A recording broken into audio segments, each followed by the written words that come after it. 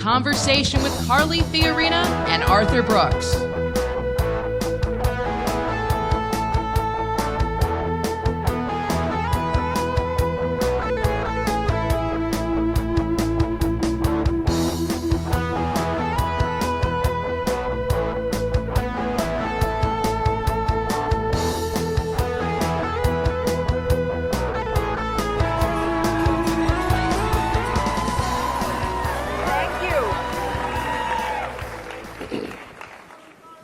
Thank you. Love you too. My husband's there. Don't make him jealous now. Yeah. You were saying that to him, by the way. Yeah. Absolutely. It's great to be at CPAC. What a wonderful, I mean, what a day you've had, right? Fantastic. And what a great conference this has been. Boy, oh boy, I've been watching it on TV, listening to it on the radio, hearing it filtered through the mainstream media. Even they're amazed by this great conference. And it's really because of you. And what a delight it is to be here with Carly. Hi, Carly. Hi, Arthur. How are you? Great, great. You've been one of the movement's best right here. Absolutely. Thank you. You know, over the past year, you've gotten kind of used to giving talks to groups of people who are enthusiastic, people who are trying to change the country, and what a year it's been. It was a great time of satisfaction and celebration for everybody in this audience, the House, the Senate, the White House. Holy cow. Not to mention governorships, state houses. It's incredible. We've won up and down the board. It's incredible. So here's my first question. What do we do now? We won. Now what? Oh, we'll start with an easy one, Arthur. You know, one of the things that I often said during the campaign is I think most people actually agree with us. They just don't know it yet in some cases. It's why, you know, it's why I would go on to shows like The View. Not because that's necessarily an audience that thinks they agree with our principles, but because if you get it right down to the core of what we believe and what we're trying to accomplish, I think most people agree. I am going to answer your question. The other thing that I would say is most people aren't like you. When I say that, I mean this. Most people don't show up at political action conferences. Most people actually aren't deeply political every single day. They're just trying to do the best they can every day in their lives. And I think that common human experience gives us a clue as to what we need to do. So what do we believe? We believe that no one of us is any better than any other one of us, that every life has value and potential and meaning, and that we therefore have to lift everyone up and treat everyone with respect. We also believe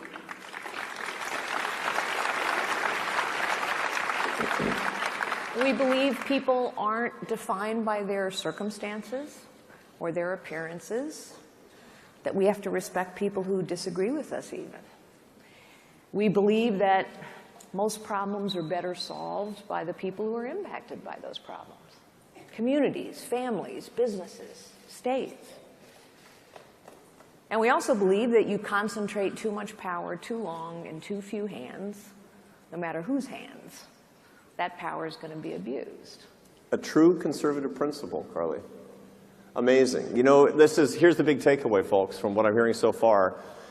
Now that conservatives have won, they need to learn to persuade people who don't agree with us yet. How do you do that? You know, I do a lot of speaking at conservative events, of course, and you know, about a year ago, I was talking at a very conservative event of people I really, really admire a lot, and I said, if we want to persuade people, let's remember that people who don't agree with us, specifically progressives, liberals, they're not all stupid and evil, right? And this lady puts up her hand and she says, actually, I think they're stupid and evil. Right? Yeah, wait. So, okay, so what was I thinking at that point? Number one, politics is supposed to be the art of persuasion, right? I mean, nobody in life none of you have ever been insulted into agreement by a liberal, guaranteed, right? But here's what I was really thinking. So I grew up in Seattle, Washington, in a progressive family, which is redundant. And when that lady, God bless her, when she said that, I was thinking of my family. And they're actually not stupid and they're not evil. They're not right on a lot of political stuff in my view. And you know, this is what I thought. And so here's really my question for the victors, you. How many of you love someone with whom you disagree politically? That's like 100%, guys. That's right. When somebody on our side says that the other side is stupid and evil, think of your sister-in-law. Think of your niece. Take it personally, and that's the beginning of persuasion, isn't it? That's the beginning of a winsome movement.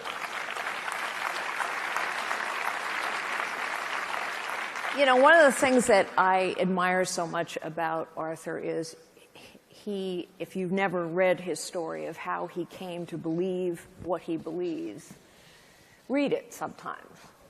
Because he was just a guy living his life, and he thought he knew what he thought.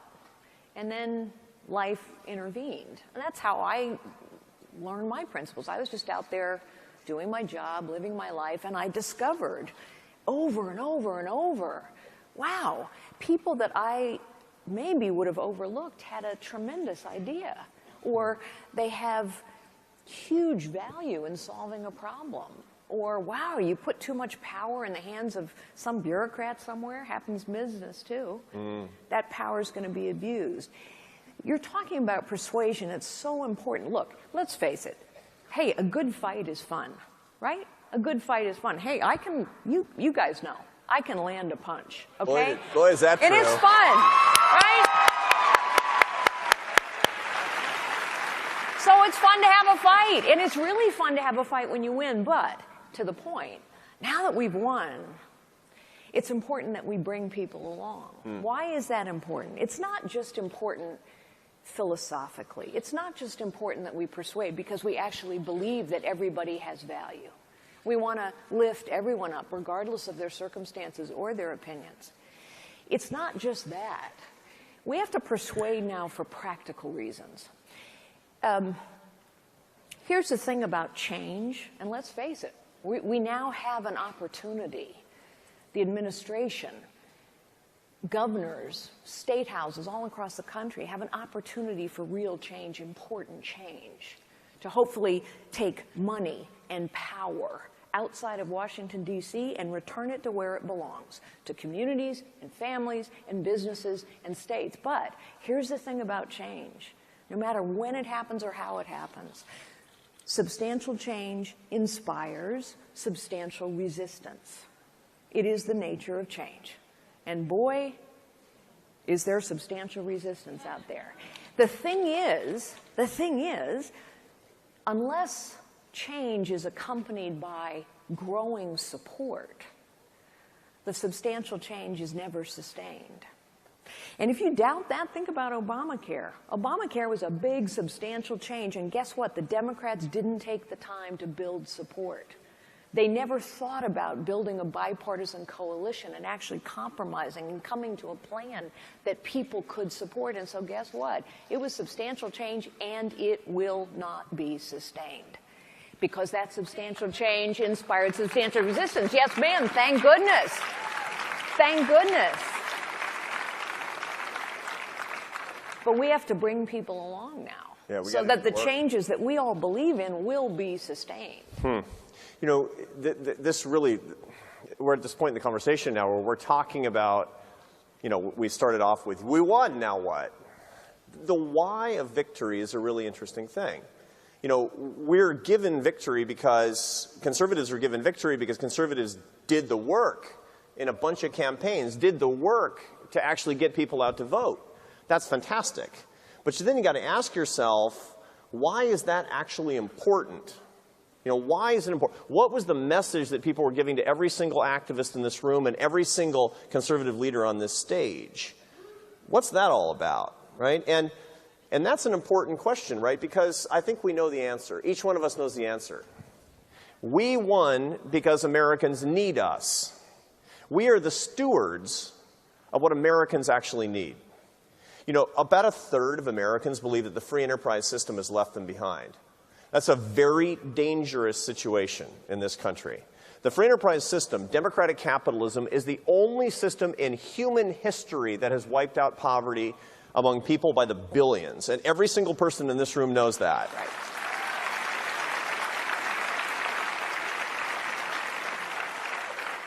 But here's the threat, my friends. A third of Americans believe that the American free enterprise system is failing them. They believe that this country is not going to provide a better future for their children. Now, it's paradoxical, isn't it? It's not like people voted for big majorities in state and local governments around the country and given the House and the Senate to the Republicans and the White House to a Republican because they said free enterprise is just peachy. On the contrary, they're skeptical about how this system is going to work. And that means, you know who they need? They need you. Because you understand the power of capitalism. You understand the power of American leadership around the world. You get it. And so America needs you to bring this country back in an aspirational way. And the people who need you the most are the people who are being left behind. Question for all of us, what are we going to do to turn a big election victory into a massive sweeping mandate for public good? And we don't quite have the answers to that one yet, right? We got to look into our hearts, and we have to hold our leaders accountable for that. So what do we do next, Carly? You know, one of the things that you learn when you talk to lots of people is Tip O'Neill was almost right when he said all politics is local. But in truth, all politics is personal. People make decisions based on what's going on in their personal lives. And sometimes I think that we talk in big ideas. Free market capitalism, limited government. They're big ideas, but they don't always land in somebody's life. So let me take the story that Arthur just told us. Of course, he's absolutely right. There's only one system in the world that has lifted billions and billions of people out of poverty. Now let me put it in really personal terms. I was in New Delhi, India, a couple years ago. I was chairman of an organization called Opportunity International, largest private microfinance organization in the world. Microfinance is giving very poor people credit so that they can become entrepreneurs and giving them tools and training and support. And I went to the top of a roof in the slums of New Delhi. If you've never been to the slums of New Delhi, they are the grimmest places you will ever see. And I sat down on the top of that roof with 10 women to whom we had given credit and training and tools and support to talk with them. And I didn't see desperation in their eyes, although their circumstances were desperate. I saw hope, focus, determination, and pride because they were building a life of dignity and purpose. And they were entrepreneurs. They were free market capitalists. They didn't know that's what they were. What they knew, though, was first and foremost, somebody had said to them, regardless of your circumstances, regardless of the desperation all around you, we see you. You have value. You have promise. You have potential. And with a helping hand, which we all need, and with somebody to take a chance on you, which we all need, you can build a life of dignity and purpose and meaning. And they became entrepreneurs, and they put their colleagues and their family members to work. That's free market capitalism. Right. By the way, we ought to have microfinance in this country. And instead of a web of entitlement,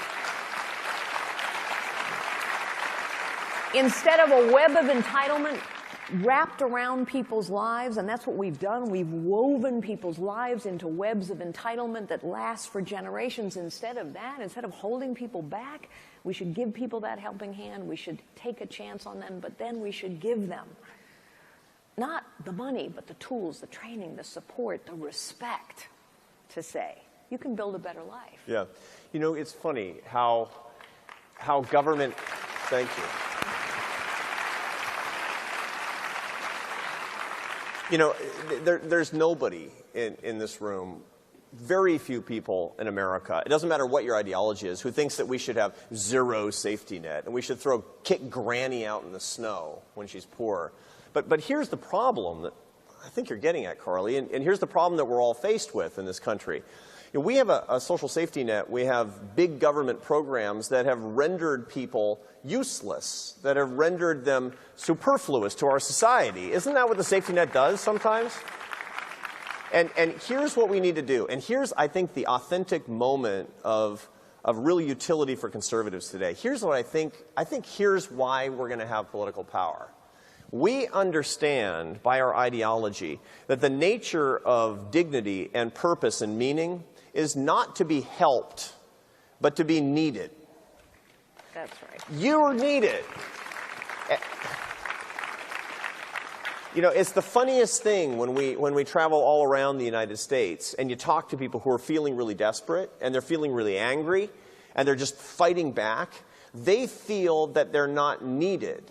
And that's what we can rectify, because the conservative philosophy compared to the liberal philosophy is all about making people needed. You know, when we see a guy without a job, liberals will typically say, we got to help that guy. We say, we need him to work for this country. When you see somebody who, you know, a family that doesn't have a father, you know, the liberal way of looking at it typically is to say, it's, you know, what a shame, we have to help them. We say, no, we need a father to be a father to his kids. We need him. We actually need every father in this country. Think about this.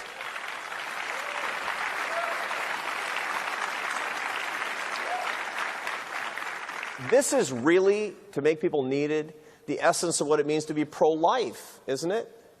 You know, I know all of you agree with me that every person is needed from conception until natural death.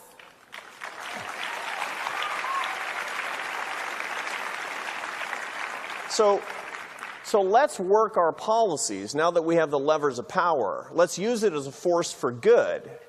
Let's use the policies not to help people more, but to need people more. Education that makes people necessary with vocational and technical training and apprenticeships in this country.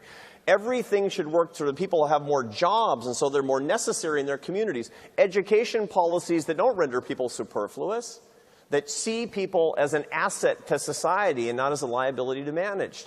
That should be, in my view, the conservative philosophy, and that every single one of us in this room, if we do this right, that's going to be our legacy together, and that will make America great again.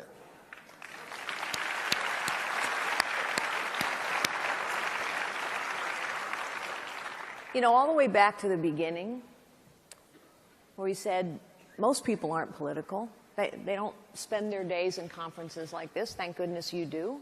But most people are just trying to do the best they can with their life.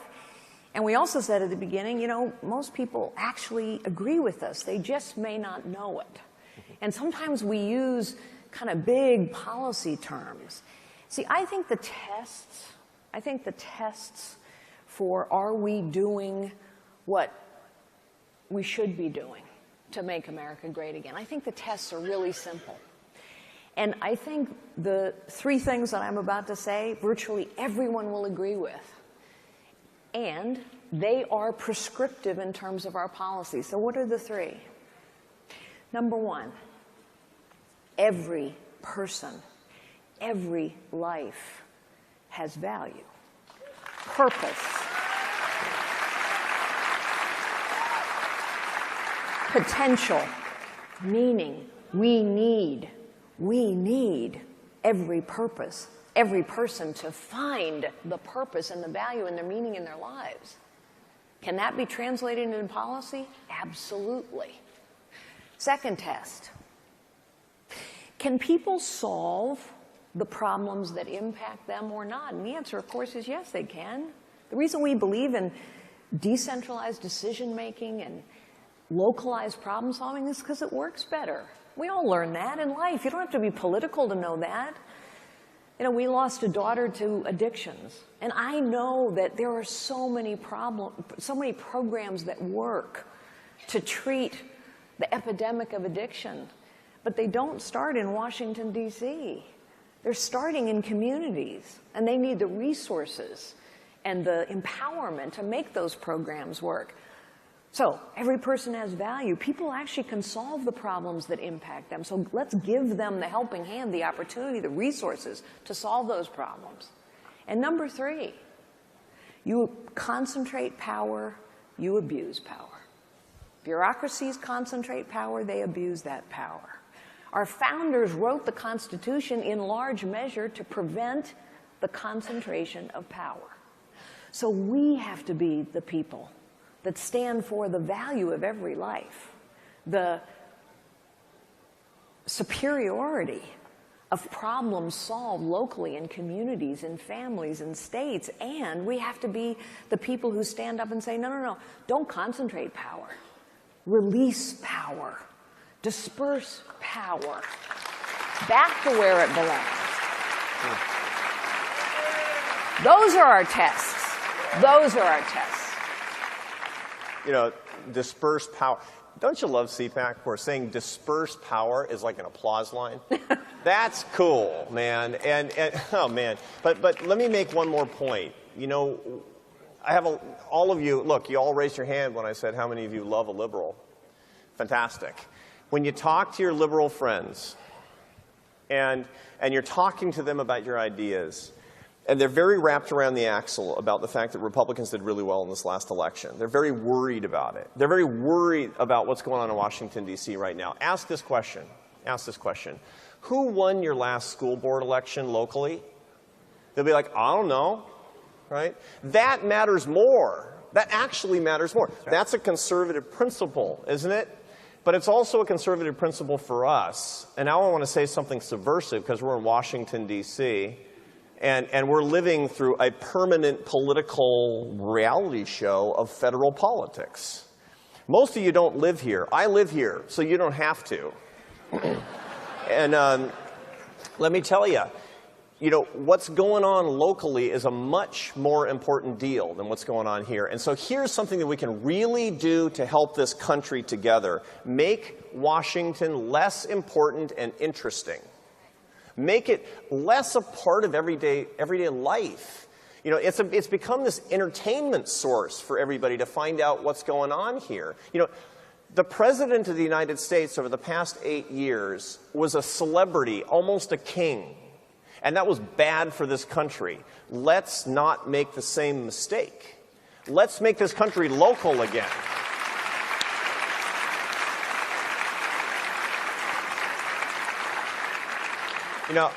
I want us all to admire the people who are in power in Washington. I really want that, and I know you do. But really, I think it would be great if we could go a week and say, I don't know what the heck the president did this week. Wouldn't that be great? That would actually be a conservative America. And maybe, just maybe, we can do that together. What do you think, Carly? I think that's a great idea. All politics is personal. All politics is personal. Politics is the art of persuasion. Most people agree with us. They just don't know it yet. So let's not talk in policy speak. Let's just remember, every person has value. Doesn't matter their circumstances, doesn't matter their appearance, doesn't matter their opinions. Every person has value and promise and potential. And people can solve the problems that impact them every day if given the opportunity to do so. And power concentrated is power abused. Those are 3 pretty simple tests. And my guess is 80 to 85, maybe even 90% of the people you meet every day, if you say those 3 things to them, they're going to say, I agree with that. Hey, you're a conservative. Thanks, everybody. Thanks for having us.